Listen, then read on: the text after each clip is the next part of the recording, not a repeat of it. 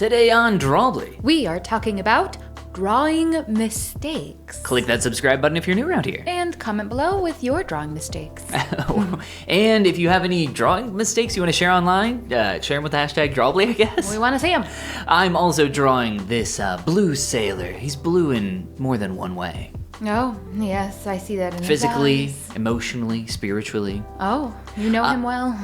Yes, I spent quite a while with him, about a little under 2 hours. Yes. So I want to talk about some drawing mistakes. Oh, and I also drew a few other things this week. Oh, Not I worthy like of their own those. video, but I thought we'd share them here. Yeah, you've had a busy week with drawing this week. You really put the fire into yourself to get some drawing done. I have, and I made a lot of drawing mistakes this week, and I'm going to probably make a lot more as I continue to draw. Such is life. Such as drawing. So I thought it would be cool to talk about a lot of the common drawing mistakes that we have made over the past year and a half now Okay. of Drawbli. I'll start thinking of them right now. You'll start because thinking- we definitely did not prepare. I intentionally went into this cold with you because I wanted you to panic. Okay, I'm panicking. All right, tell me your first drawing mistake. Okay, so my first thing that I would consider a drawing mistake for myself is when I am in the early phases of drawing, painting, whatever, a lot of the time I end up fighting my drawing instead of something that we've talked about recently is just skipping it and kind of moving on to the next thing. I think that there is a lot of power in that, and as a sculptor, when I'm teaching my students, a lot of the time I'll say don't restart. There's really not a lot of value in it. You can always save it in the end, but I feel I don't know, I feel like with drawing it's so fast, it's so different. You might as well just start over. I don't disagree with you. I think there's, especially in the beginning, when quantity over quality is absolutely the name of the game, that holds especially true. Another thing that I actually noticed recently that I think is just absolutely crazy looking back at our first drawings is how terrible my lines were. Just I don't really think about sketching or improving my line quality, but just from sheer quantity, the quality of my lines is literally a million times better than what it was when we started out. Good. It was insane. If you go back and look at our early Drawblis, I'm little dash, all these little hatch marks, these little tiny dashes that look absolutely terrible. That definitely only comes with time and intention and practice. Well, I haven't really even been focusing on it, which is the craziest thing to me. It's just something that's naturally improved.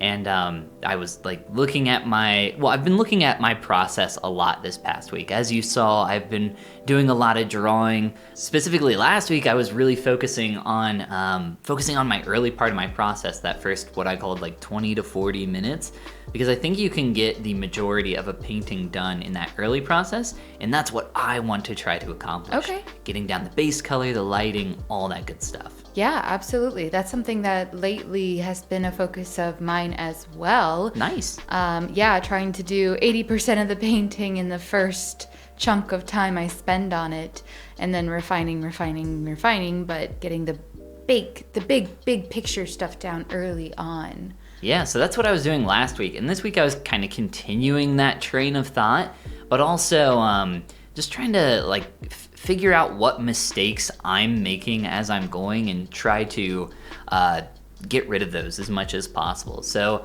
if you go back, we've said it a million times, one of the amazing things about Drawbli is that we get this immediate post-mortem every week where we can watch our process like we're doing right now and figure out wow, why do I keep making this same mistake? I keep doing the same thing over and over and over. How do I fix this? Right. Oh, I totally relate to that statement because that's probably one of the most frustrating things of learning to draw is seeing yourself making the same mistake repeatedly and feeling almost powerless to fix it.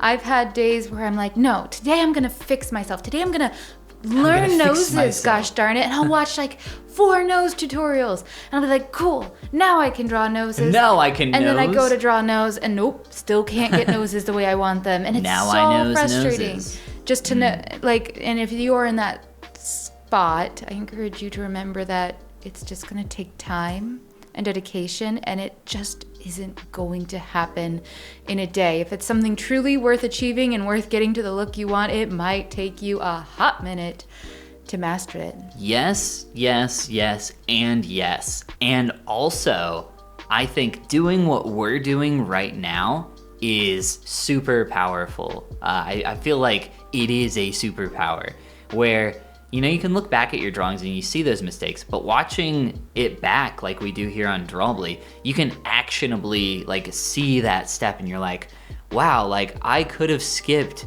this whole 30-minute section. Or I have another drawing that I did this week where I'm like, I liked this so much more at the hour mark, and by the 2-hour mark, I've completely blended everything to oblivion. Yeah. I'm a bad one for overblending. So watching a playback, specifically like Procreate saves time lapses of your work, so you can go back and like look through the section of your painting or your drawing and see those different areas. That is super powerful, and I'm definitely seeing a lot of that on this guy.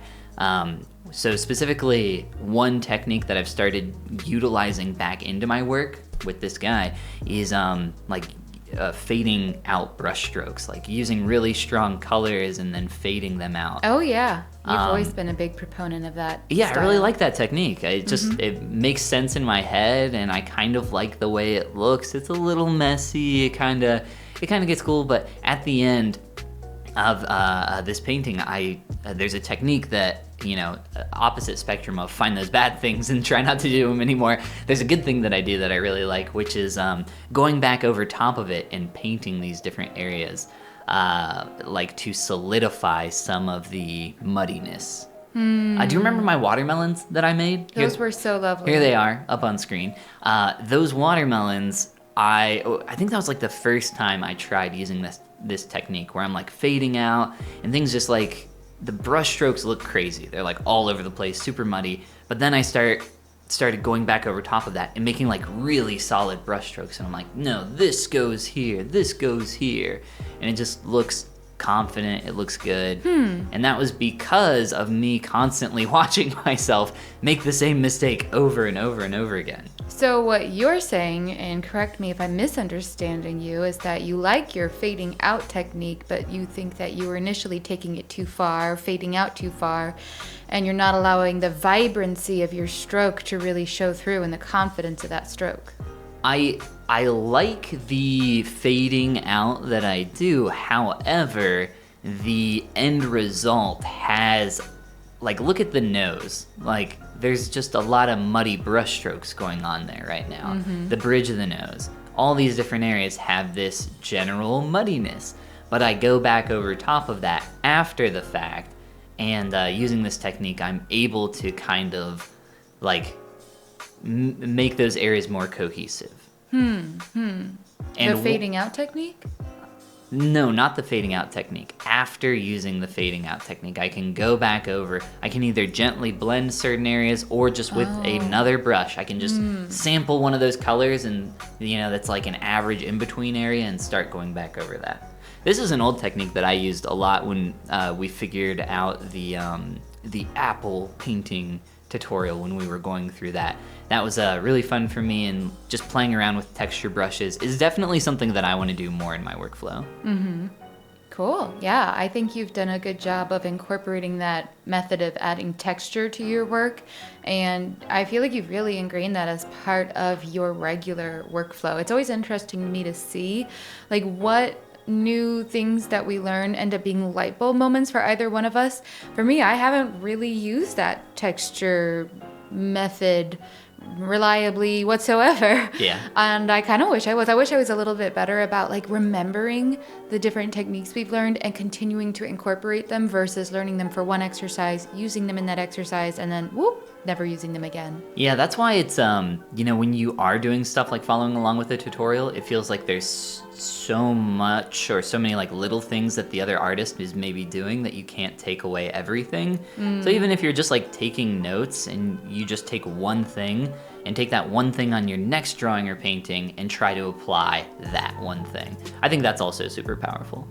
Yeah, definitely. Focus on one thing at a time, because there are a lot of things to focus on. Yes, one thing at a time. So, in summary, there's mistakes to be made, but there's a lot of good things to do too. And if you want to do some good things, click that subscribe button. And comment below with ideas of what we can do to improve as artists. Share your work online with the hashtag Drawbli. And this is the part where we say Goomba. goodbye. How many different drawing mistakes do you think that there are? Like at 3, least 4. 4? Yeah, I was okay. gonna say At least 4, 4, yeah. yeah. That's what I was thinking. Yeah, because 4 is a magic number. It is? Yeah, in healthcare, it's 4. Everything comes in stages of 4. I thought 1 was the magic number. Oh. No, it's the loneliest number. Dang, I always mix those up. No, I do too.